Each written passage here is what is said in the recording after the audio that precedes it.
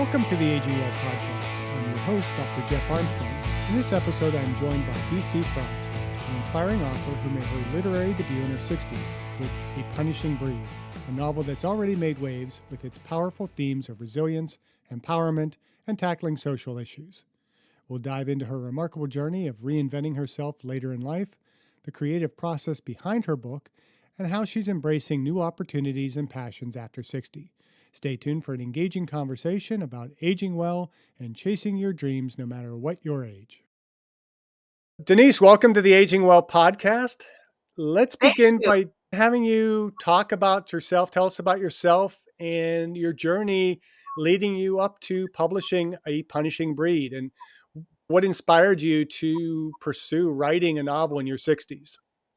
That's been my dream. I've always written since I was a little kid. When I was very young, I watched the Munsters, if people are old enough to remember that. And I remember going to my bedroom and taking my dad's old typewriter and typing out a script. And so I think I've just always had that in me. I play guitar, and the way I learned guitar was to write songs. Later, when I was in my 20s and 30s, I started writing short stories and became very connected to a mentor who didn't really believe in popular fiction. It was very much about literary fiction.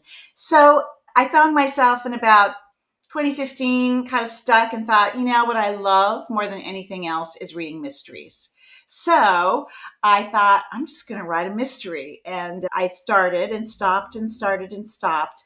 And then with the pandemic, I really had, a lot of time. I was still working, but I had a lot of time to really focus on it. I actually started seeing a therapist, which was offered by our company. And he said, listen, if you want to finish your book, maybe you should just commit to writing every day. I don't care if it's at 5 a.m. I don't care if it's at, midnight. Just make that commitment.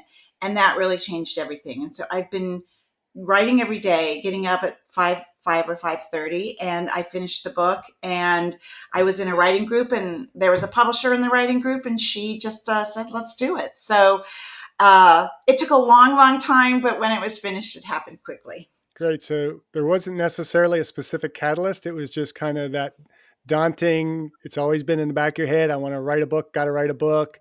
And opportunity came. And especially with the pandemic, it was just like that pandemic generally kicked most of us in the butt to do things that we probably weren't accustomed to doing. I think that's true. And I also felt like when I started working at a small liberal arts college, I really thought that it sort of encapsulated a world that was on a very contained area. And I thought that it was fascinating. I had a very flamboyant vice president at the time who, quite the drinker, kept bottles of liquor under his desk and was carrying on with several people very openly. That was such a strange environment. And seeing the faculty members who were tenured, the staff who can come and go, the trustees who oversee everything, and the senior staff and administration, I really felt like this is like a feudal village. You've got all these people who are interacting, but all have different ways of belonging to this place. And I found that fascinating. I also found it interesting when you started looking at the social justice aspects of it. You have students coming in, and we're talking about social justice all the time, but being Latina myself, I have to say I had to understand and see that a lot of the grounds people and a lot of the cleaning staff were Latino and Latino. And so I kind of just thought that was a very interesting stew of people to all be together. I really wanted to explore that. How has your personal experience as a Latina influenced that storytelling and the characters specifically in your novel? My dad's name was Jack Frost. My mom's name, she was a Torres. So I'm kind of a half and half. And I always thought that was interesting because we always gravitated toward the Latina side of my family. Christmas, it was fun, and it was the tamales and everybody coming by and dropping by. On the other side of Christmas Day, it was very staid, and you didn't really talk very much. So I've always been very interested in that sort of clash of cultures. I also had a grandmother, a Nana, who did not want to speak Spanish at home. She wanted her kids to be American. They were going to be American, which is much different, I think, than a lot of what happens today. I actually wish I did speak Spanish more because I speak very little. So I was kind of wrestling with that identity. Definitely when people see me, they think I'm Latino. When we go to Mexico City, my husband's half Latino, half German. They always talk to me because he's got kind of light blondish hair and he has to answer. I'm fascinated with the culture. I'm fascinated with Mexico. I'm fascinated with Mexico City. I'm fascinated when people come here from Mexico or from Central America, how they're perceived. I just thought that having that kind of experience in a very small setting where you have students coming in who are Latina and they are, or Latinx as we say now, who are really trying to educate themselves and sort of rise up. So you've got that really interesting clash. And yet at the same time, I think a lot of us are still trying to hold on or find our culture again. Because once my Nana, my grandma passed away, the family just sort of flittered away in a sense. I think to have that desire to find your culture is something in all of us. Yeah, that I do find, at least in myself as well. I mean, I'm not Latina by any means, obviously by my pale skin, but my family's much more Irish, Scottish, and I've always kind of had a bit more of a draw into that Scottish heritage. The Armstrongs are one of the border clans in Scotland, so we have a pretty notorious kind of history in there. And we just went to Ireland, Scotland, not this past summer, but the summer before. It was very interesting to experience some of the roots that I've only known from a distance. I think it's fascinating when we start exploring our cultures and sharing that. And I think that's the important thing. If we recognize diversity, that we talk about not only the differences in our culture, but the shared in our cultures and the struggles that we face coming from the various cultures in this country. Because heck, we're in the United States. We're the greatest opportunity to discuss and to share these, multitudes of culture. I mean, you mentioned your husband is, German and Latina, and I'm not sure what nationality you mentioned that your father was. Scottish, English. Okay. My grandfather's name was Robert Bruce Frost. Okay. So I have not explored that as much. I would love to go to Scotland and really explore that. I got into ancestry.com and started tracing our family back. And my husband, haha, well, when you get to the 1300s, let me know. And I said, I'm at the 1300s.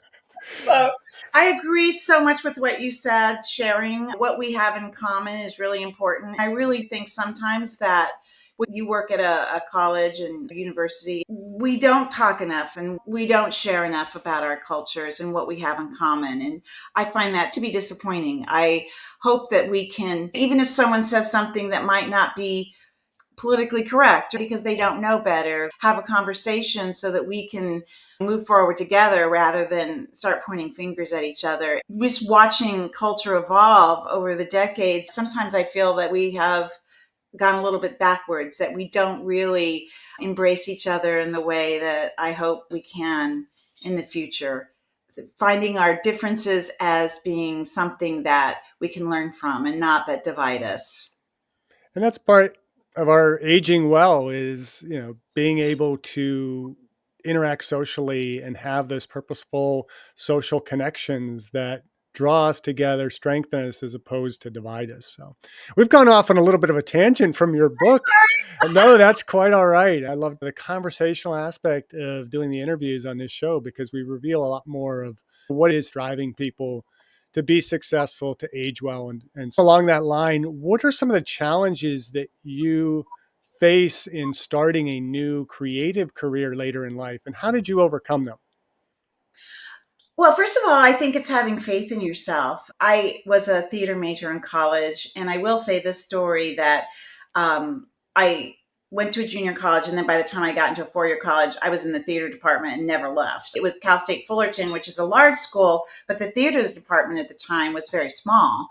So I had that really intensive experience of wanting to be creative. And I only mention that because all these years later, everybody that I was close to in college, a lot of us did not make a professional living as an actor, though some did. Every single person I know that I was close to, we reconnected in our late 50s, early 60s, is doing something creative. I think that drive doesn't really go away. It maybe morphs into other things. I have a very dear friend who is a fabric artist. I mean, has done beautiful, beautiful pieces of quilting that hangs in museums. Oh, wow. I have another friend who's a backup singer to lots of famous singers and performers. And then another friend who's a teacher, but was just starting a whole sing where everybody can come and sing in her community. So I think the challenges are, I think we feel sometimes we do have to make a living. So we want to, we have families, we have children, and you want to support yourself. But I don't think that creative thing inside of you ever goes away. And so I think it's finding a way to marshal it and to express yourself. And finally, I was at an age where my son, when he was little, I would get up in the morning and write, and he would come running in and sit in my lap. And I was like, well, this isn't going to work. After time, you have that time. And you have to have that discipline, I think, that you get when you get older. And I also feel that as you get older, you can let some of those things that you self-define yourself with, well, I'm this, I'm not this, and you let those go. So I think letting those things go and giving myself permission to do something I love. I love reading mysteries because they're a genre that can talk about a lot of different things. And some people use science fiction to talk about a lot of different things, or they'll use fantasy genres. I love mysteries. And when I go to a different place that I've never been before, I always try to pick up a mystery by a local author so I can sense what it is to live there. We were talking privately about Michigan. I went to visit Minnesota many years ago, right at the Canadian border. And I bought a local book by an author, which was all about what it's like to live in the winter there. Somebody gets murdered, but really it's about how do you embrace that winter and go outside and live in it. And I thought that was just really fascinating and gave me a sense of that place. I was there in the middle of summer, but I had a better sense of it after I read that book. So, what advice do you have for listeners or viewers who might feel like it's too late to start this new chapter in their lives? Don't wait, because next year it'll be a year later. I often read things and I'm drawn to articles about people who go back to college in their late 60s or early 70s. And people ask them, well, why are you going now? We don't know how long we have to live. And that does become more apparent, I think, as you grow older. I had a friend who was probably 20 years my junior and very health conscious, who passed away recently from cancer. It really was a wake up call to me and my friends. I'm 68. I may have 20 more years. I may have 10. I may have 30, but I could say that at any age in my life. And it's only now that I'm realizing it's not too late. Do what you love, or start doing what you love, and have faith in yourself, because if you keep waiting, those are dreams unrealized. So why not realize your dreams and your aspirations now?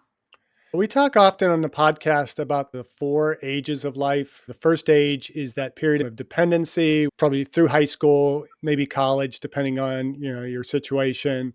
But it's where you're dependent upon others, you're learning, you're growing, and you're preparing for this next stage of life, which is the age of kind of more independence, where you're developing your careers, you're starting your families. And it's during that second age that we stifle a lot of the passions and explorative personalities we had when we were younger. We bury that all up as we're getting older because we got to support our families and we got to build a career. And it's not until we get into that third age where we have the opportunity now in retirement to either not find our new selves or re-find ourselves.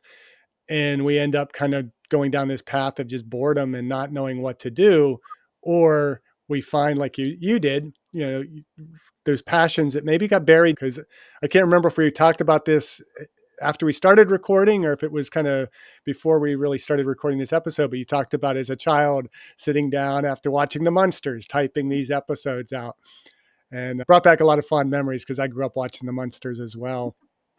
But it's like, how do we go about embracing these new passions, and how is embracing these new passions and opportunities after 60 really enriched your lives in ways that you didn't really expect they would? What's really interesting is that even though writing is a solitary experience, you make a commitment and you do it, you're drawing on all of this history that you have, your working life, your personal life. But once you publish a book, it's very interesting. And the social aspect of it. So going out and talking to people, I'm doing book groups and book events, obviously reading. But I think the fascinating thing is just listening to people and hearing the questions that, they ask you. They're seeing things in something you wrote that you didn't see in it. And they're also asking me, well, I've always wanted to write a book. I've always wanted to start a book. A lot of people love the idea of YA books, young adult books. And so I think it's just a really wonderful way of moving into a different part of your life, and certainly putting that intense solitude and all that, doing that work. But the part about being social and going out and meeting other people on a different level than I do in my day-to-day life has been really enriching. And the kindness of other writers and the kindness of readers, because somebody who invests the time to read a 300 plus page book has put some effort into it and has a feeling of ownership. And so that's interesting and surprising. People will come and ask questions and give perspectives that I never saw in that book or never realized. So I think that exchange, that social aspect of it, has been surprising and really interesting. Well, publishing a book, especially in this day and age when there are so many publishers out there and different avenues to publish books, can you share your experience of the publishing process as a first time author and key lessons you've learned that might encourage some of our listeners and viewers who are like, I have this book in my mind and my body that I want to get out there, but nobody will publish it. Yes. So I met my publisher. I went to a writing workshop in New Mexico, in Abiquiu. It's where Georgia O'Keeffe lived the last part of her life. It's north of Santa Fe. I didn't know anyone, and my husband encouraged me to go. The great part is that I met a lot of great writers and my publisher. I just kept in touch with her, and because I do development work, I do fundraising, she wanted to keep in touch with me because the publisher is a nonprofit. One of the first classes I took from her was about publishing. She said, at Red Hand Press, it's one of the big littles. So it's a small press, but it's one of the larger ones. It's independent. It is very focused on diversity, on poetry, on both fact and fiction. The thing she said in our class that was fascinating is she gets hundreds, if not thousands, of manuscripts to read. What is it that's going to make you stand out? And she said one of the things is the personal touch, the personal communication. She's a human being, just like all these people who are reading your manuscripts are human beings. So why not try to reach out and say hello, get to know their first name, say, Dear Kate, not Dear Editor. Try to connect with them on a human level.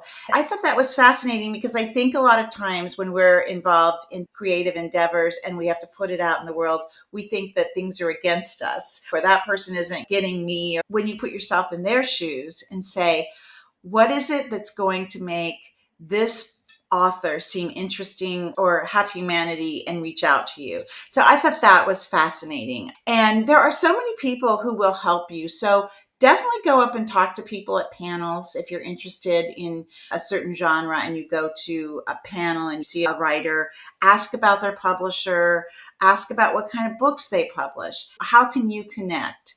And then get your work out there. Go and say, hey, I submitted a book to you. People don't like to do that, but that is one of the ways because it's a human interaction as much as it is an interaction of sending you something. You want to have that exchange. We can be, mutually helpful to each other. I think inherently people really want to help other people. If you give them that opportunity to feel like they're helping, it's going to help you a lot more. I agree. And so there's also, I just went to BoucherCon, which is this huge conference for mystery writers and readers so that you can actually interact with people who are reading your books. I went before I got published and I went after. So I think that there are definitely conferences like that for fantasy genre, for romance, for YA, for all sorts of different genres. That is very helpful because then you get a sense of what that industry is like. Who are the people that are publishing? Who are the people that are writing? And also trends. I read probably, if not tens of maybe hundreds of mystery novels because I want to know what's selling, what are people reading. Not that I'm going to write like that exactly, but at least I have a sense of that industry. So we've been talking a lot about the publishing process. What about the writing process? How has your life experiences informed the story and the themes of A Punishing Breed? Well, first being Latino, I think that, and being in that in between, I thought was something that really I wanted to explore. So my detective is DJ Arias, and he is not a very happy guy. He is recently divorced. He has a failed relationship that he is still mourning. And he is not a good partner. He's a detective, but he's not a good partner in his professional life. Goes to the school where a vice president has been murdered, but it's also a place that he knows because 10 years ago he put behind bars a young Latino student involved in a vehicular manslaughter. The two protagonists are Latino. I wanted to explore that just because you're Latino doesn't mean you love every other Latino person. There's a lot of back and forth between these two characters. And I also wanted him to find a little bit of his humanity. The women in the book are the stronger characters. They're the characters who are winding their way through the story and maybe leading it in a way that he doesn't quite understand. He finds his humanity by adopting the dead man's dog, who he names Evidence. I was able to mingle my exploration of being Latino with my love of dogs. And how I think when you are not capable of maybe having a relationship with a human being, maybe start with a pet. So all those things kind of came together. And I also have a character that's sort of a Boo Radley character who had a terrible accident many years before and is seen as sort of the other in the neighborhood. So I wanted to explore really the otherness. And then the other major theme is you live your life when you're young and you think you're going to be one type of person and you're going to have a certain life. And what inevitably happens to all of us is something happens and you realize, oh, I'm not going to be that person I thought I was going to be. It could be, a failed relationship. It could be an accident. It could be a health issue, or it could be, being fired from your dream job. Then what do you do afterwards? How do you live your life after those moments of reckoning? Each character goes through that in one sense or the other, some gracefully and some not. So I think that was really important for me to explore. And I understand that character, Detective DJ Arias, is Yeah, recognized by the New York Times as one of the four great fictional detectives. First of all, great congratulations. That's got to be quite an honor. thank you. This particular character resonates so deeply with the readers. I think because he's a seeker, he's not a perfect person, but he's a good detective. He knows he can do one thing well. It becomes the obsessive part of his life because it's the only part that he's had that's successful. And I think that resonates with people. Sometimes in our lives, if we're not good at other things, but we're good at our job takes precedence over everything. He has faults, he makes mistakes. He is not perfect. Some of them are excruciating, but he does seek to be a better person, I think. And he does seek some redemption, and he can see when a mistake has been made. There's a reckoning that he needs to look at. He is so good at his job and can see through people's smoke screens. And so I think that makes him a really good detective, and that he calls on his past. He does form a good relationship with a young partner he has. I think all those things feed into his personality as a good detective. Hopefully, he's going to have many books that he is going to be presented in, I assume. So the next book should come out in 2026, and it's going to be called The Shadow of Jaguars. He has his next case, which starts in Mexico City. He gets to visit his family and then comes back and really explores Los Angeles as a work town with Hollywood. And I don't want to explore like the child stars who, go into drugs or anything like that. I really want to explore more of the people that work really hard in Los Angeles, 12, 14-hour days, and who support. I always feel that Los Angeles gets kind of a bad rap. It's always seen as glossy and empty and glitzy. And in fact, it's a very hardworking city. One of the major industries is the entertainment business. I worked for 2.5 years at Variety. It was very interesting to see. I also worked in public television for a number of years. So I wanted to explore that a little bit. That's the next book. And I'm having a lot of fun writing it. And that'll be done in 2 years, not 10. That's good. Thank you. How do you address stereotypes and explore more complex, nuanced characters in your work? Well, I like to delve into someone who people see as a stereotype. I mean, DJ Arias could be a stereotype of a Latino man, but he's complex. He delves into himself and why am I this way? Who am I? He has a mother who was not such a great role model and a father. I try to look at that in the lens of a Latino culture where you have a very strong matriarch and maybe his father wasn't as strong. In terms of a stereotype of someone who is the other, the character Warren in the book, people do think he might be the murderer. I think it's because we look at people who are the other and we ascribe all sorts of negative behavior or connotations on them. But I wanted to get inside of him because he has a very constrained life. He has he had parents who really held him down and then he had a really terrible accident. So to live, he has a fantasy life. He reads comic books.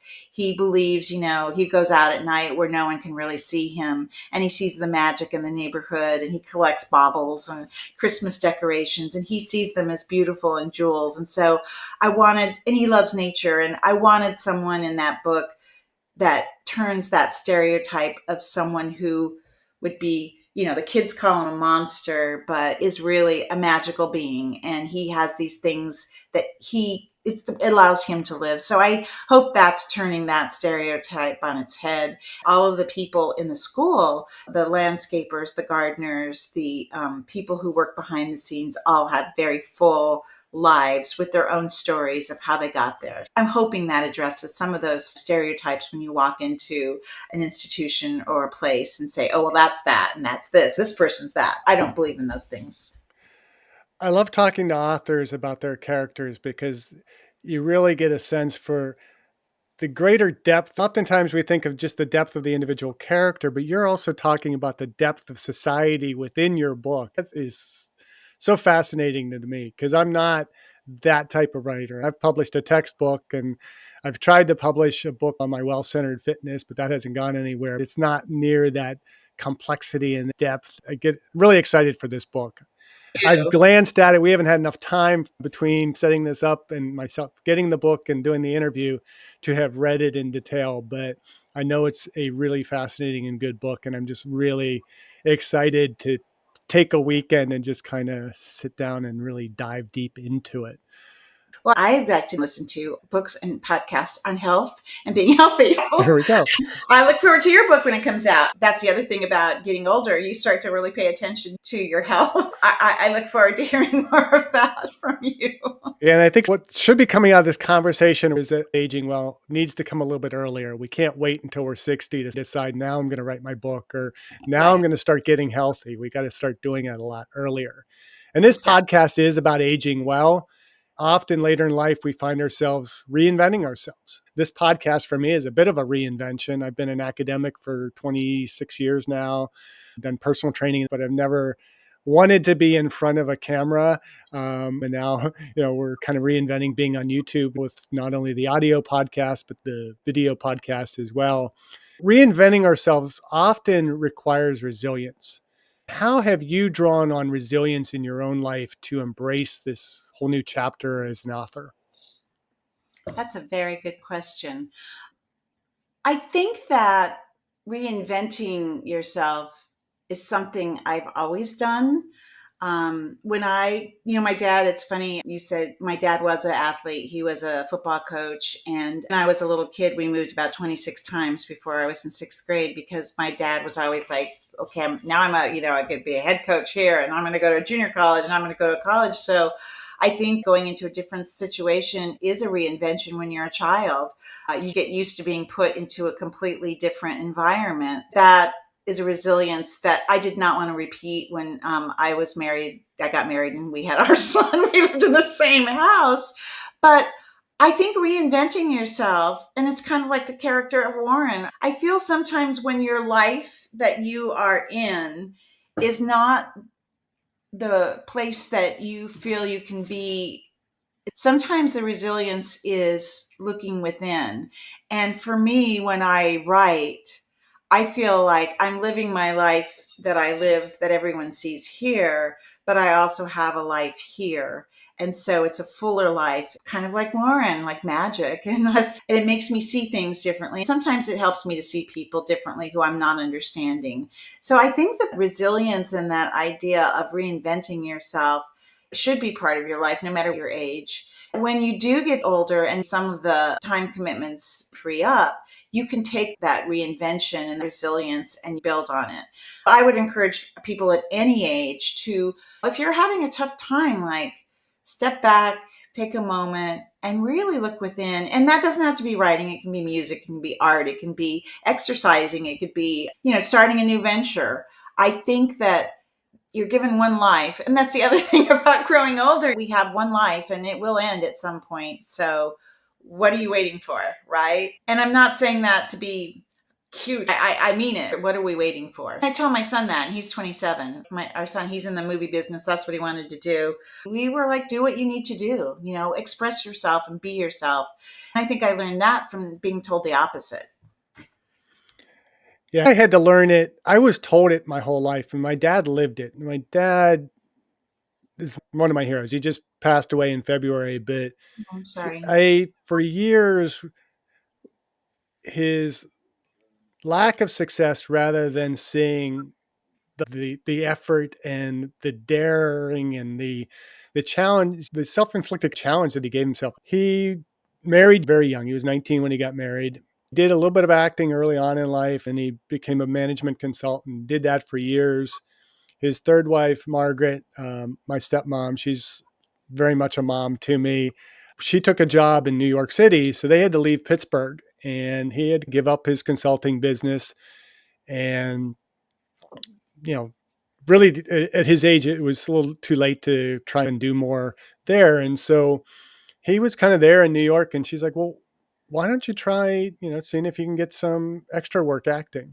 We got an agent and started acting, and he was doing all kind of stuff. He was on the first season of Law and Order Criminal Intent. He was a regular extra in the background. He had his own desk on the set, Great. and he was in a bunch of different shows, been in a bunch of different movies. If you watch The Wedding Crashers, there's one scene where depending on the version you see, it's either only him on screen or it's him and this other woman at the reception.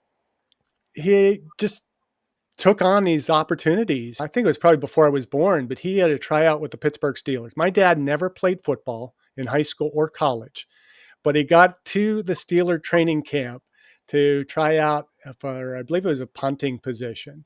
And it was the year they recruited Ray Guy, who was a phenomenal punter. So he didn't have a chance, but he got there. It's like you can't focus on the fact that he didn't make the team. He got there and tried it. And it took me years to learn the importance of that. It's not whether you fail, it's that you've gone out, you've tried things, you've extended yourself. And that's all about what we're supposed to be doing as we're trying to age well. And he got into his later years after they kind of left, they went from New York to the DC area and continued acting down there.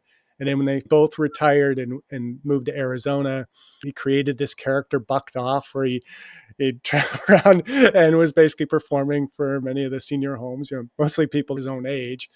He That's started painting and did a lot of writing. His creative juices just started flowing a lot more as he kind of got into that later stage of life. And so, what are your thoughts on this intersection of creativity and aging? Do you find aging has allowed us to express ourselves differently? Yes, and I will say it's maybe different for women too, because I think when you're young as a woman, you're often feeling very self-conscious. You care about how you look. Everything is about how you look, or you walk in a room and everyone pays attention to you. And when you're a woman, suddenly you're a certain age, like maybe mid-40s, and no one you walk in a room and no one looks at you, and you kind of go, oh, what happened? But there's an incredible freedom in that, because after a while, you're like, oh, I walk in a room, and if I want something to happen, I need to say it, I need to do it. And so the part of you that is so, and I wish people wouldn't be that focused on their looks or the outer aspects of their personality. But unfortunately, because of social media, I feel sometimes our children are even more locked in that and more self-conscious. So I think sometimes our accomplishments or our things that we do that have nothing to do with what you look like or how you're perceived on social media, that persona is the part of you that can really thrive. So I think as you grow older, that naturally starts to happen. You either embrace it or you're angry about it. So I would encourage people to embrace it. And I hope that we've always tried to tell our son, don't care so much about what people think, which is so easy to say and so hard to do. But I hope as people mature, that they can embrace themselves and other people and start to see people in a different way. When I was younger, I didn't understand how important kindness was. And as I've grown older, I understand how important kindness is in myself and in other people. And, if I knew what I had known if I knew when I was 20, what I knew now, I think I would probably had a lot better relationships. I would have valued other things, but I know them now and I'm going to embrace it and I'm going to really focus on those people and those things in my life. You can't change people, but I think you can change yourself. So much wisdom there. I hope I can live it. So I already asked you about the future books that we can expect more from Detective DJ Arias, and you've touched a little bit on your writing journey. Do you have any other explorations that you want to do in there? Or are you looking at just continuing this detective series? Well, I'm going to continue the detective series, but I will have more time in the future at some point. We just actually went to BoucherCon, which was in Nashville, and we toured the Country Music Hall of Fame. I was fascinated about the late 60s and early 70s rock scene in Los Angeles. And I'm thinking I would love to do something around that time period. First of all, it has the music. I play guitar, not well, but I play guitar.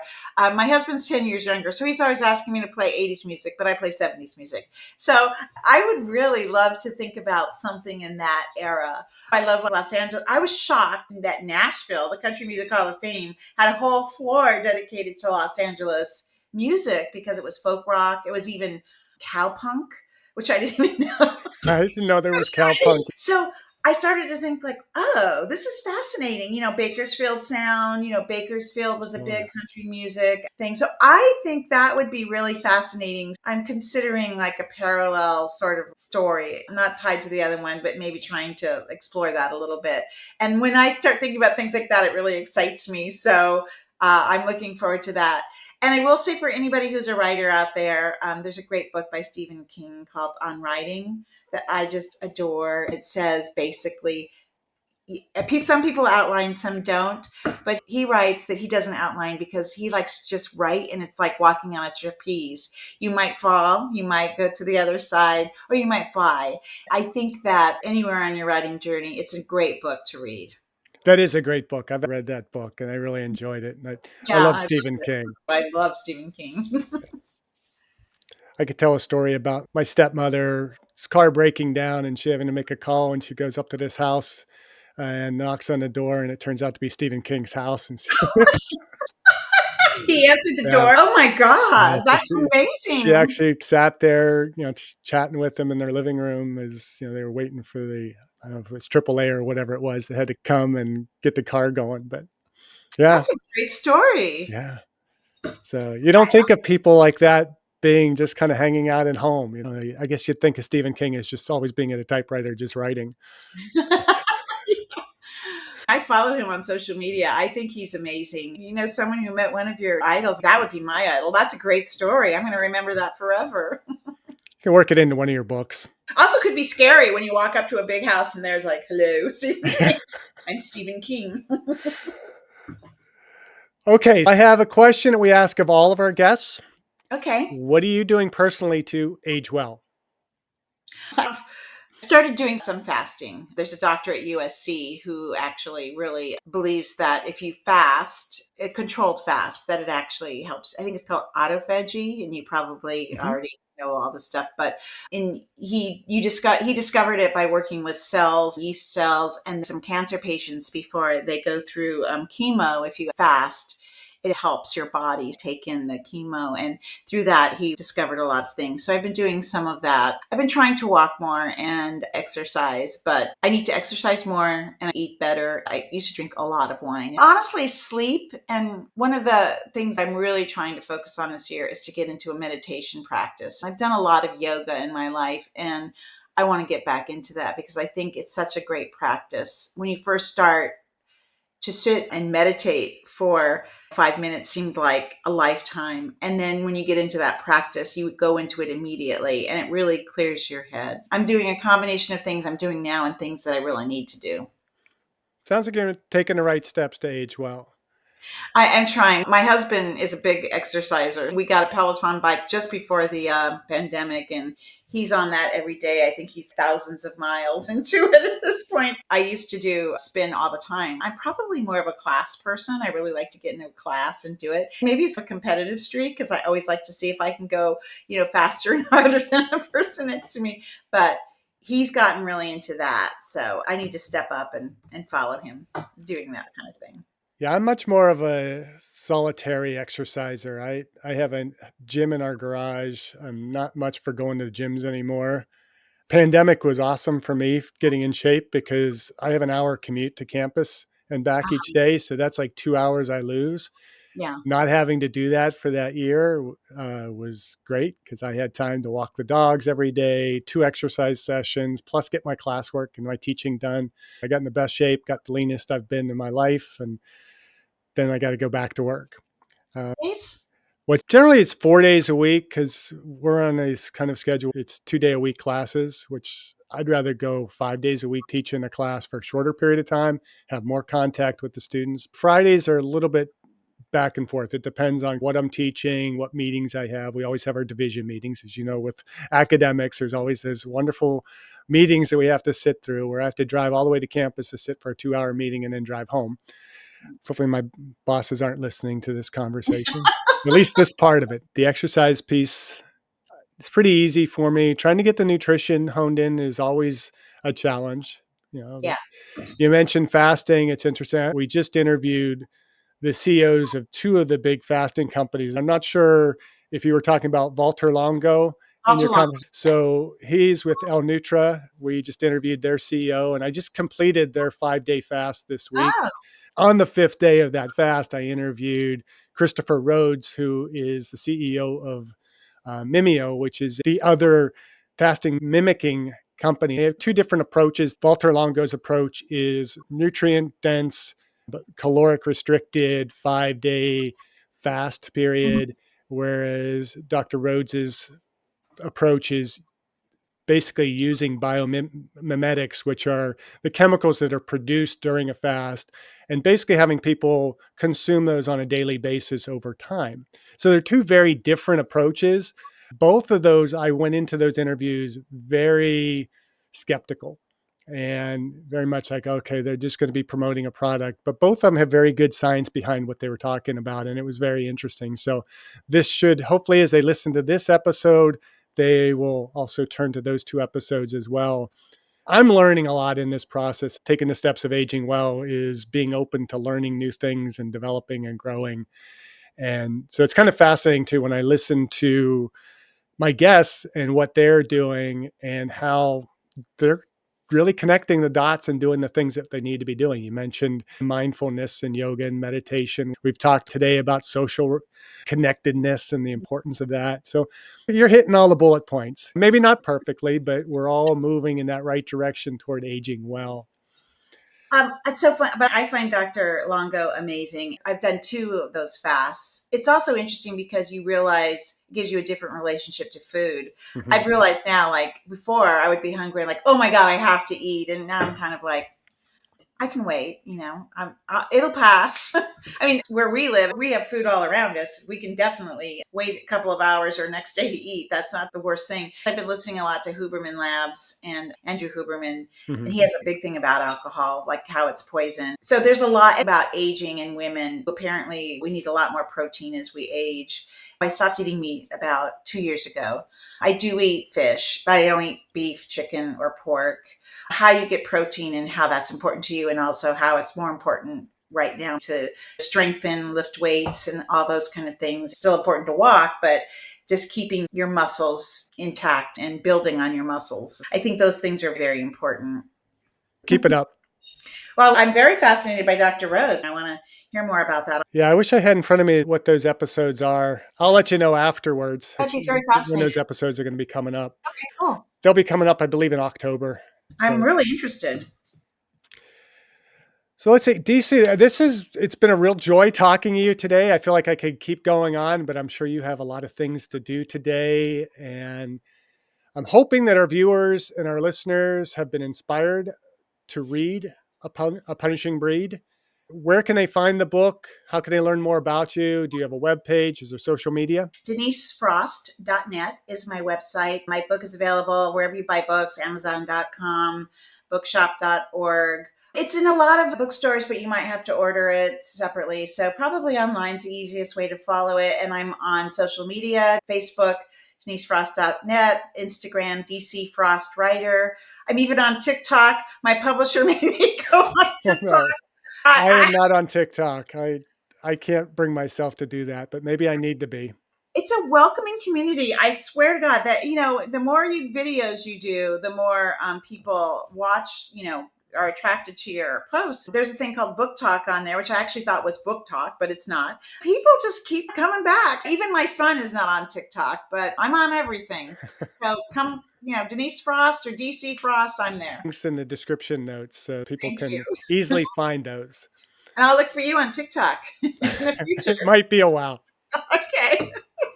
I am trying to make a presence on YouTube a little bit more. So baby steps. Well, it's such a pleasure talking with you, Jeff. I really enjoyed our conversation. You too. DC, Denise, thank you for sharing your story with us. We really look forward to reading more about Detective DJ Arias. Thank you. Just keep writing and keep aging well. Thank you so much. I'll be listening for all of those exciting episodes coming up. That's great. I hope a lot of people are doing that. I'm sure they are. Have a great rest of your day. Thank you for listening. I hope you benefited from today's podcast. And until next time, keep aging well.